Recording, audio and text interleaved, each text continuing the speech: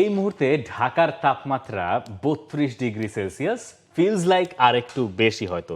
এটাকে আমরা খুব সহজেই মানিয়ে নিতে পারি, ফ্যান ট্যান থাকলে আমাদের কোনো সমস্যা হয় না। প্রায় একই রকম কাছাকাছি টেম্পারেচার ছিল সিনসিনাটিতে, যেখানে মামেলোডি সানডাউনের বিপক্ষে মুখোমুখি ছিল বরুসিয়া ডর্টমুন্ড। অগত্যা বরুসিয়া ডর্টমুন্ডের সাইড বেঞ্চের ফুটবলাররা সাইড বেঞ্চে না বসে খেলা দেখেছেন ফার্স্ট হাফ এসি রুমে, ড্রেসিং রুমে, এবং এরপরে সেকেন্ড হাফে ছাতা মাথায় দিয়ে তারা তাদের সাইড বেঞ্চে বসেছিলেন। যে ম্যাচটা শেষ পর্যন্ত 7 গোলের রোমাঞ্চ দেখেছে এবং বরুসিয়া ডর্টমুন্ড তাতে সাউথ আফ্রিকার ক্লাবকে হারিয়েছে। কিন্তু ভাই, এই গরমটা মোটেই নিতে পারছেন না ইউরোপের ফুটবলাররা।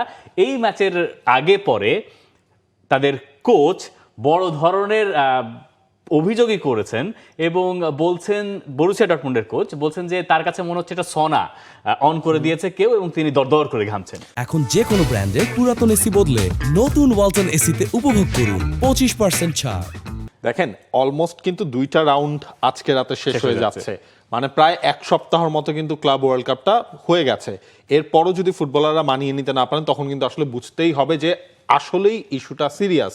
যে এই জিনিসটা নিয়ে একদম শুরু থেকে হচ্ছে প্রত্যেকটা ক্লাব কথা বলছে, কিন্তু কিছু করার নাই, টুর্নামেন্ট এভাবেই চলবে। টুর্নামেন্টে দেখেন এইসব গরম টরমের মাঝখানেও আপনি গতকালকে যে 4টা ম্যাচ হয়েছে, 4টা ম্যাচে 16টা গোল হয়েছে এবং খুবই দারুণ কিছু ম্যাচ আমরা দেখেছি।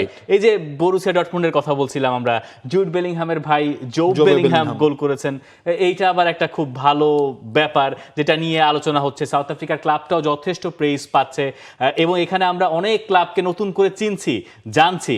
তার ভেতরে একটা ঘটনা যেটা ইন্টার মিলানের, সেই ম্যাচটায় ইন্টার মিলান হারতেই বসেছিল, কিন্তু লাউতারো মার্টিনেজের ওভারহেড কিক এরপরে একেবারে শেষে গিয়ে এক্সট্রা টাইমে, স্টপেজ টাইমে ভ্যালেন্টিন কার্বনি আর্জেন্টাইন ফুটবলারের গোলে লিড নেয় ইন্টার মিলান। তাতে জাপানিজ ক্লাব উরওয়া রেডস তারা 2-1 গোলে হেরে গেছে এবং হারের পরে তাদের প্লেয়ার তো প্লেয়ার, গ্যালারিতে তাকানো যাচ্ছিল না, এক একজন কেঁদে ভাসিয়ে ফেলছেন।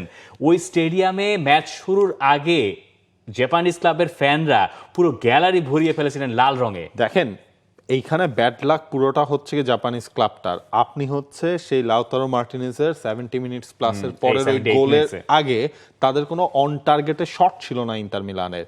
শুরুতে তারা গোল কনসিড করলো, মানে এই জায়গাটায় ওই হতাশাটা তাদের কাজ করেছে। লাস্টের ওই স্টপেজ টাইমের গোলটা আপনি বাদ দেন, পুরো ম্যাচেই কিন্তু তারা ইন্টার মিলান, যারা হচ্ছে গিয়ে চ্যাম্পিয়ন্স লিগে খেলা ক্লাব, তাদেরকে ফাইনালে যারা খেলেছে ওই ফাইনালের ম্যাচটার মতোই এভাবে শুরুটা হয়েছিল ইন্টার মিলানের এই ম্যাচটার মধ্যেও।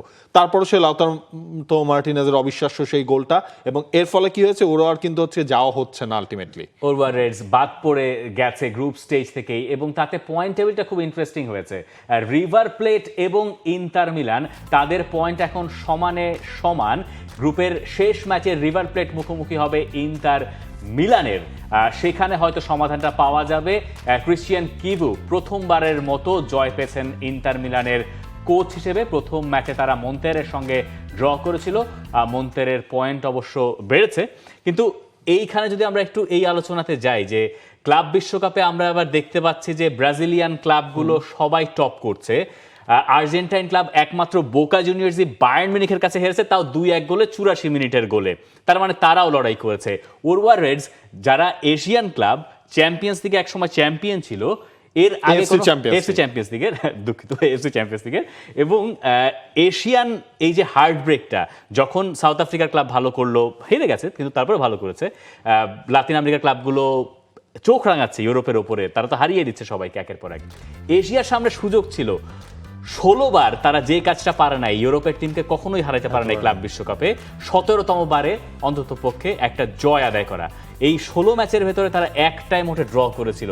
সেই জায়গা থেকে এই হারটা হয়তো অনেকটুকু হতাশই করবে এশিয়ার সম্পর্কে। বললামই তো আপনার, সেই জিনিসটাই হয়েছে ইন্টার মিলানের সাথে, তাদেরকে এই জিনিসটা ফেস করতে হয়েছে। আবার আপনি যদি ঠিক তার উল্টোটা দেখেন, ফ্লুমিনেন্সের ক্ষেত্রে গতকালকে কি হলো, তারা পিছিয়ে পড়লো, এগিয়ে গেল, পিছিয়ে পড়লো, আবার এগিয়ে গেল, ম্যাচটা হচ্ছে 4-2 গোলে জিতে নিয়েছে। 4টা গ্রুপে, যেই 4টা গ্রুপে ব্রাজিলিয়ান ক্লাবগুলো খেলছে সেখানে কিন্তু লিড করছে ব্রাজিলিয়ান ক্লাবগুলোই। তারা এখন পর্যন্ত কোনো ম্যাচ তারা হারেনি। আপনি রিভার প্লেটের কথা বলছিলেন, রিভার প্লেট আর তাদের ম্যাচ তো গেল হচ্ছে এই যে আজকে সকালবেলা সকালবেলায় শেষ হয়েছে, সেই ম্যাচটা গোললেস ড্র হয়েছে। সেই ম্যাচে 40টা ফাউল হয়েছে, 10টা কার্ড দেখানো হয়েছে, 10টা ইয়েলো কার্ড, যেটার একটা কনভার্ট হয়ে গেছে রেড কার্ডে। মানে ম্যাচগুলো হচ্ছে কিন্তু অবিশ্বাস্য রকমের। শুধুমাত্র গরমটাই একটু বাগড়া বাঁধাচ্ছে এবং ওই গরমে খুব ভালো ফুটবলটা নাকি খেলা যাচ্ছে না বলেই কোচরা জানাচ্ছেন, যেটা খুবই স্বাভাবিক। এখন আমাদের দেশে কেন খুব ভালো ফুটবল হয় না, কারণ আমাদের দেশের ঘরোয়া লিগের কিক অফ টাইম দুপুর 2:45 হয় কখনো কখনো। তো এই গরমের মধ্যে আপনি খেলবেন কি? এটা থেকে যদি শেখার কিছু থাকে, আমরা ইউরোপ বলি, কিন্তু আমাদের শেখার যদি কিছু থাকে, বাংলাদেশের ফুটবলের মান উন্নতি করতে গেলে এই ভ্যাপসা গরমে খেলাটা একটু অ্যাভয়েড করার সুযোগ থাকলে সেটা অনুসরণ করাটা প্রয়োজন। For more updates, subscribe to our YouTube channel and click on the bell icon. Follow us on Facebook and Instagram. Download T-Sports app to enjoy exciting games and highlights. Visit tsports.com.